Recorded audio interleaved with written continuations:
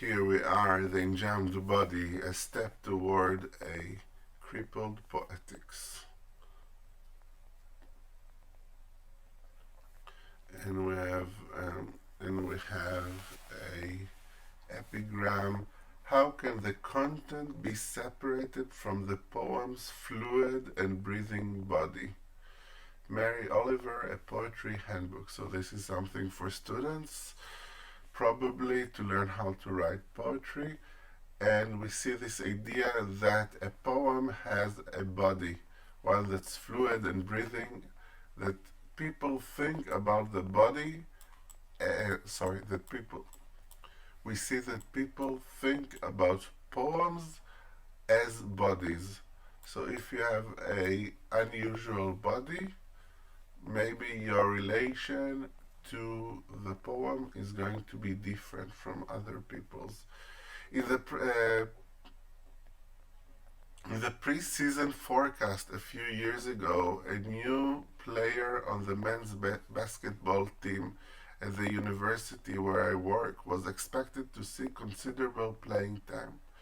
At 6 feet 11 inches, very tall, he was the tallest player in the squad, adding height to what has been a vertically challenged team despite its Final Four run in the previous season. So they really needed for the basketball to get a very tall player to be added to the team. Coach said he needed to work on his shooting, his passing, his rebounding, and his defense. That's like everything you need to know in order to play basketball. He needs to work on it. But as the old saying goes, you can't teach height. So you can train in other things, but the sheer physical height is something that you can't teach to new players. And he says, similarly, you can't teach creative writing either, right? Because just like the body of a tall person is not something that a short person could learn, saying people say the same thing about creative writing. You can't teach it.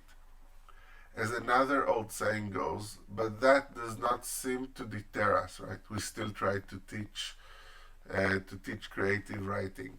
By the way, coach retired 3 games into that season, so maybe he wasn't such a great coach after all.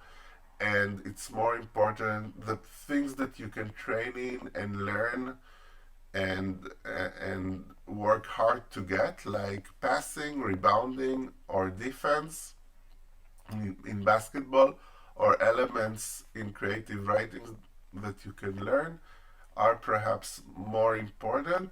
But the more important thing for understanding the essay is this connection between creative writing, between poetry, and how your body functions. So in sports, it's clear, like a fitter player is going to probably play better most of the time. A tall player is often going to be better at basketball, but not always the same. And now it switches to something else. Age 5, that is the writer's Ferris says age 5. Left leg 22 and 5/8 inch. Right leg 24 and 3/8. Okay, so there's a gap. This is his disability. The fact that one leg is shorter or longer than the other. And he, quite early in the essay, he inserts his medical history, because this is going to be a story about his body. This is going to be an essay that we can only understand if we understand something about his development and his own body. And now he's switching to something more general, more theoretical. He's pointing out something about poetry. Body metaphors abound in discourse about poetry. So we use the body to talk about poetry all the time. From the basic unit of meter, that is to say feet, like I mentioned earlier, to discussions of language and form. From the long, skinny finger of the dactyl to the poem's breathing heart, and loping flesh. He's giving examples about how people use bodies to talk about poetry. The body is not just an important image in poetry, it is also an important image of poetry. Again, we don't just write poems about bodies. When we come to talk about poetry, we keep referring to bodies, to poems as bodies, and to the poet's body, and to the reader's body. Alfred Korn entitled his excellent manual of prosody, that is the study of meter and how and rhythm in poetry, the poem's heartbeat, right? The poem is a body, therefore the meter it has, the rhythm it has is like a heartbeat because the heart gives us the rhythm of our lives. Contemporary poets as varied as Korn, Mary Oliver, Robert Hass, Donald Hall, John Vernon describe the poem as a body, not as something that comes from the poet's body, not just as something felt and enlivened in the reader's and the auditor's body, but as a body unto itself. Poems are bodies, Vernon asserts. They are drops that break off from the mass of a poet's body, congeal, take shape, and becomes bodies themselves. When a poem speaks, right, not when a poet, when a poem speaks, it speaks with its entire body, not only with its voice, but with its rhythm, pace, shape, and tone, as well as its denotative content. So he's bringing a quote from a poet who doesn't necessarily have to do with disability, and he's saying, we talk about poems as bodies. Skipping a bit where he talks about his brace and how it's made out of plastic. Donald Hall calls form in poetry the central body of a poem. In seeking to distill the psychic origins of poetic form, Hall identifies three key elements which he calls goat foot, milk tongue, and twin bird. Right, the first two having to do with parts of the body. To explain twin bird, Hall evokes Yeats' comment that the finished poem makes a sound like a click of the lid on a perfectly made box. Right, there's something that has to be perfect about bodies, about the body of the poem, according to this poet Hall. Quoting Yeats, who's a super important poet from the early 20th century. Twin bird is our sense of joy at the play of the structural elements, the rhymes, the meter, our satisfaction at the resolution that is reached with the click, that things fit together perfectly. You can maybe imagine how somebody who feels that people have been telling him that his body is not perfect and doesn't click his entire life might find this problematic, something that he can't really relate to. Milk tongue is our joy in the sounds of words, the pleasure of the way they feel in our mouths. Goat foot refers to the pleasure of rhythm, the call of the beat. Hall writes, this essential body reaches us through our mouths, which are warm in the love of vowels, held together in the muscles of our legs. Right? He has problems. The writer here, Ferris, has problems with the muscles of his leg. But Hall says you have to explain poetry through the muscles of our legs, which, as in a dance, tap the motion and pause of linear and syntactic structure. Hall is almost saying, without thinking about disability, without thinking about some people don't have legs, some people have very weak legs, extremely weak legs. Are these people not able to understand poetry? We wouldn't quite I don't think Hall would say, no, these people are not able to understand poetry for that reason. He wasn't thinking about that part of that sort of people. So some of the way our language is ableist and the way people talk about poetry is ableist is that just we don't pause to think about the fact that maybe this kind of language is not open for everybody. He quotes lines that end without any parallel to a normal speech pause are called run-on or enjambed. Right, so that's one definition of enjambment, which is the main issue in the essay, the enjambed body. So lines that end without any parallel to a normal speech pause are called run-on or enjambed. It is to say, they are lines that end before you would end the sentence or the phrase that in normal speech, in prose. Enjambment, spillover of poetry from the end of one line to the beginning of the next line. So it goes over the line, the sentence goes over the line, the phrase goes over the line. Enjambment, a line ending in which the syntax, rhythm, and thought are continued and completed in the subsequent line. Enjambment, the line pushes ahead to the next, so it continues, but the sentence breaks, but the line pushes us forward. So let me real quickly give you an example of enjambed lines. Very extreme enjambment. Most enjambments are not so jarring, but in this poem called We Real Cool by Gwendolyn Brooks, an African American poet, we're not going to dissect this poem, just to give you an example of what enjambment is.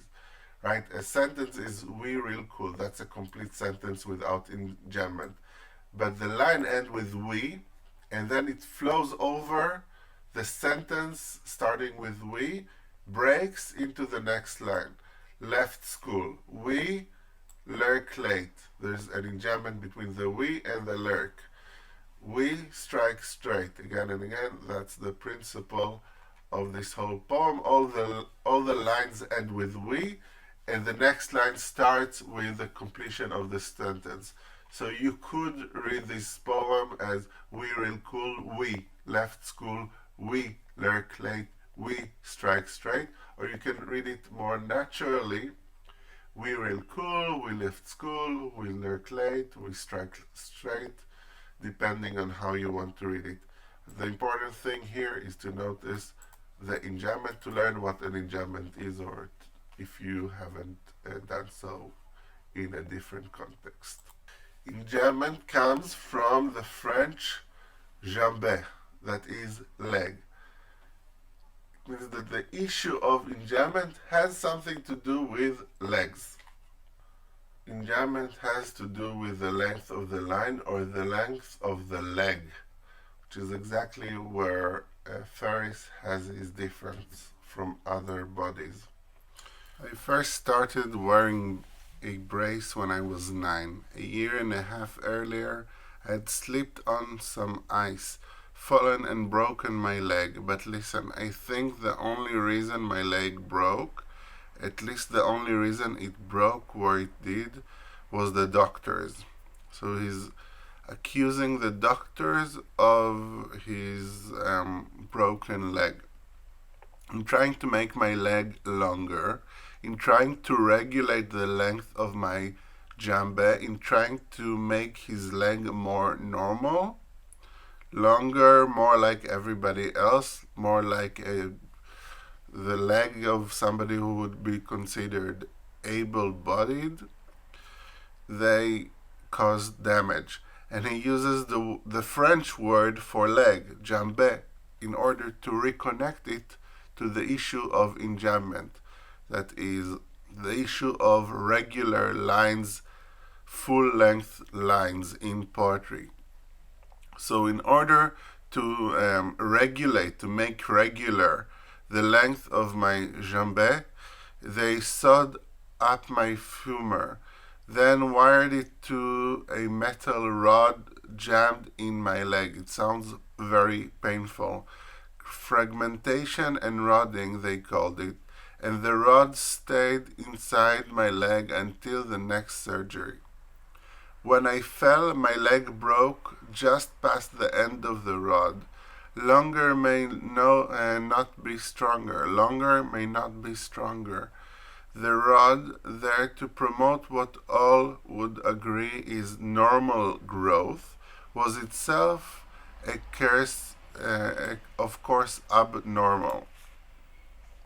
Maybe the rod prevented greater damage to my leg, or maybe the rod interfered with the natural flexibility my bones would otherwise have shown and caused the break, caused a kind of enjambment in his leg. Moving forward, I was quite young when I started wearing a built-up shoe on my left foot, right, to make his two legs the same height. So young that I don't even remember. Like for his entire life, before he can even remember it, he's been corrected. Starting at 9, with the advent of the brace, I began wearing only a shoe bolted to the brace. One shoe for all purposes: school, church, play, gym class. Early on, I made an aesthetic decision. My non-matching shoes, my uneven feet did not matter. Right, he has to wear the same shoe on one of the legs all the time because it's connected to the braces, but then the other shoe doesn't match the permanent shoe. So he made the decision that he doesn't care if his shoes don't match. If his feet are uneven, he's going to ignore that. And uneven feet, again, is a reference to poetry. Uneven feet is not going according to the meter as it is prescribed. I was a born loser on that count, so I decided to pay it no heed. Ever since it has been difficult for me to concern myself with appearance in general, but especially with feet, as in wearing shoes and socks that match, writing lines with even feet. So because he found himself unable to conform at all, he's saying, no, I'm just going to give up, and he's suggesting that the fact that he can't conform in terms of body created his tendency not even to try to conform in terms of classical poetic rhythms. Now he's bringing quotes that show that others, probably more able-bodied people than him, have connected the inability to write proper classical rhythmed poetry with disability. So one of them says, lack of firm sense of the line, of knowing when to end your line, is a handicap.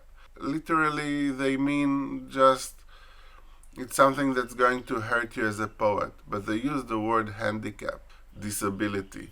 And another one says, a line will take us hours maybe, yet if it does not seem a moment's thought, our stitching and unstitching has been not. This is from William Butler Yeats, the Irish poet, again, and he says that the line is like a body that has been stitched and restitched, or maybe like a cloth, but in the context of this essay, we're thinking about all the operations that Ferris had to undertake and his body being stitched and unstitched. But in a good poem, according to Yeats, you're not supposed to see all the stitching and unstitching. You're supposed to see it as a whole thing. And if it's not a whole complete thing, then the poem is equal to nothing, has been not. And so, like, writing a good poem, according to Yeats, who has a lot of authority on the matter, is hiding how the poem is constructed and stitched together like a disabled body. Moving forward, though I tried to appear cool, always hated it when the doctors would measure my legs, right? He's being judged. For one thing, I never measured up. I was never normal. For another, they would always dig their thumbs into my hips, knees, ankles, searching out just the right spots. I don't remember for sure, but I imagine deep, dark bruises at hip, knee, and ankle. There's a lot of resentment in this article and in some disabled disability discourse in general towards the medical establishment. We think of doctors often as people who want to help us, but for disabled people, whether it's a mental disability or even physical disability, there's sometimes a sense that the doctors are not there to help you, but to normalize you and to judge you, to see if you measure up. A.R. Ammon says, going back to poetry, A.R. Ammon says, a poem is a walk, and he cites four key resemblances. First, each involves the whole person, mind and body. Second, each is unreproducible. If poem B exactly reproduces ode to a Grecian urn, for example, we call it the Keats poem and get rid of poem B, since we don't need it, right? And every walk is the same way. Each walk is different from the other walk. Even if you go the same path, you have a different experience every day. Third, walks and poems turn and return. Each defines its shape as it unfolds. And fourth, each has its own characteristic bodily motion, which we can only know by entering it. You don't know what a walk is unless you actually take the walk, and you don't know the poem until you actually read the poem and experience it according to that poet. And now, interesting analogy, but one that is problematic for Ferris. When I walk places, I take a direct path as possible.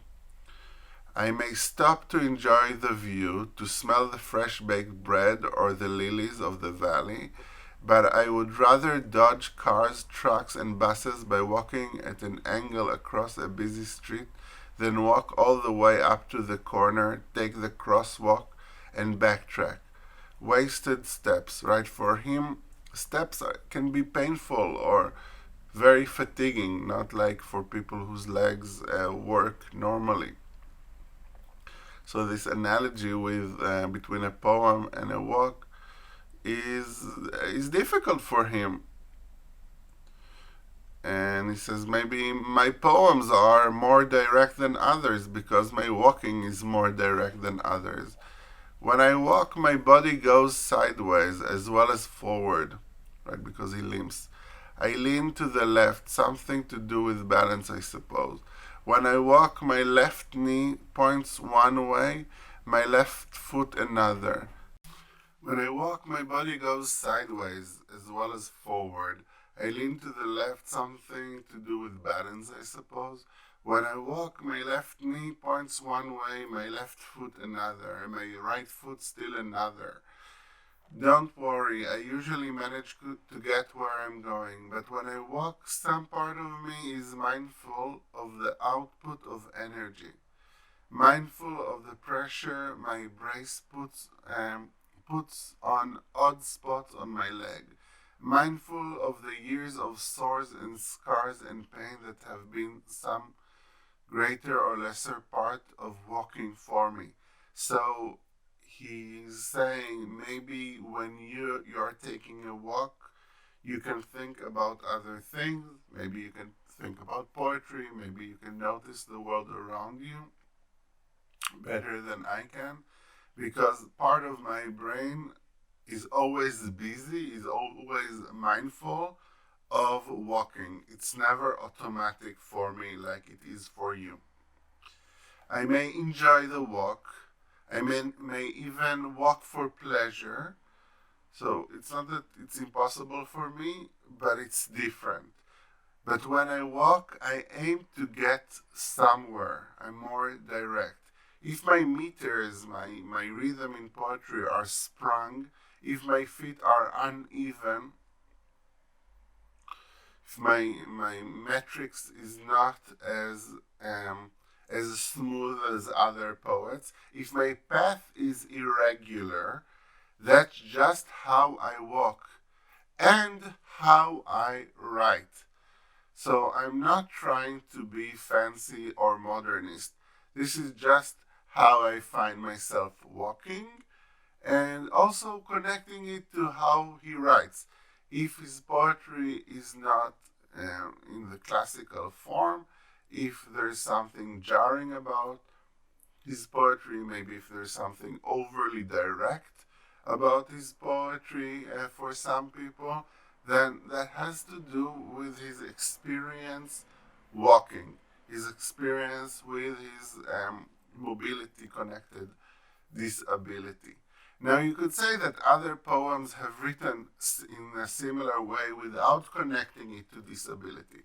But he says, for him, this is an inherent part of my identity, of my lived experience of being in a disabled body and writing from that position.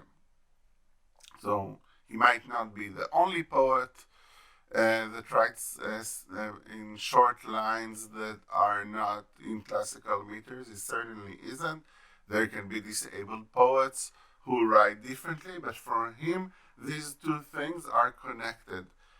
The style of his poetry, not only the content, is connected for him with his experience of the world and his own body. Skipping ahead, many poets argue that traditional forms like the sonnet give something to work against, a kind of resistance training. So, like when you go to the gym and um, draw weights, and the heaviness of the weights is what builds the muscles. So the resistance of the form of the poetry makes them better writers because they have to think how to fit the words into the rhythm and the rhyme scheme. This is how we build muscles, how we build power, working against all the noise, the silence, the stare, the averted glance. I do not mean to rail against set forms and strong meters. I love them. I don't want to hide behind them as some do, but I want their powerful tools in my chest. I'd love to march with the drill of a team, to stepping, turning, stopping as one.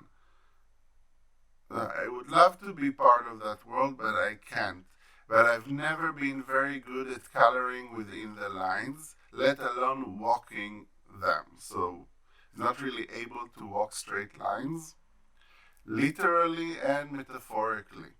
Mine is not the backbeat, but the offbeat, the irregular, the freelance, the dropping stitch, the tappled. So he's a little off from what's expected.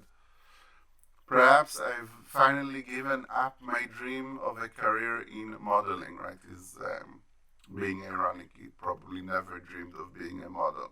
But he understands, it's a way to understand that he's not going to fit into the ideal body that our culture presents. Perhaps I don't, after all, have to live down to Madison Avenue's ideas. Madison Avenue is where a lot of the advertising in the U.S. is created. Madison Avenue in New York. If you know the show Mad Men, that's the word "mad" in Mad Men is short for Madison Avenue, as well as a pun on being crazy. Ideas of what bodies should be, so I don't have to live up to what the advertisement says body should be. All regulated jams, feet, and even features. I'm too sexy for my shirt, too sexy for my brace, too sexy for my skin. Right, riffing off the pop song, maybe some of you know. Um, don't hate me because I'm beautiful, right? He's sort of asserting that he has the right to exist and love his body and be happy with his body, despite the ableist and just very strict ideas of how a body should look that we are expected to have because of advertisement, but not just advertisement, the entire history of Western art and civilization puts a kind of ideal body in front of us that we can't really live up to, even if we're not officially disabled. Very few of us really look like models. But it's especially important for somebody with physical disabilities to assert this. And he's saying, this is similar to why I don't conform to strict meters, because I don't think I need all the rules and all the measurements to love myself and feel that I'm sexy. And he ends the essay, I have another confession to make. I love my body, scars, lumps, limp, and all. I have a right to love my body, even though it's not perfect in some people's eyes. It's the only one he has. I'm afraid if I tell you that, you'll make this into another inspirational cripple story. Like, you'll get, even though he's disabled, he still loves himself. Saying, no, that's not the point. It's not. Don't do that, to me or to yourself. I love poems too, far more than I can say here. And if I can make poems that others come to love, what a wonderful thing. I'm not sure if I want all poems to limp. This is a manifesto of a sort, but I'm not trying to say all poems should be like that. But I know this, all the interesting ones do. All the lovely ones do, in one way or another. So he's saying maybe some poems won't be a little off, but he's suggesting that the most interesting ones, even if they are in set classical rhythms, do have some kind of irregularity in them, some kind of strangeness in them, some kind of limp in them, just like he does and like his poems do.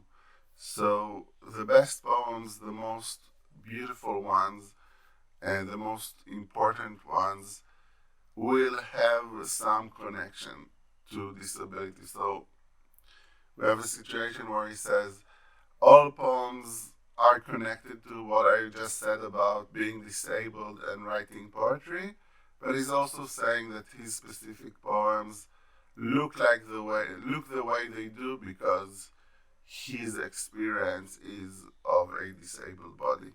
So there's a kind of contradiction that you actually see in a lot of essays like that, where you want to make your point relevant for everyone, but also insist on your own uniqueness.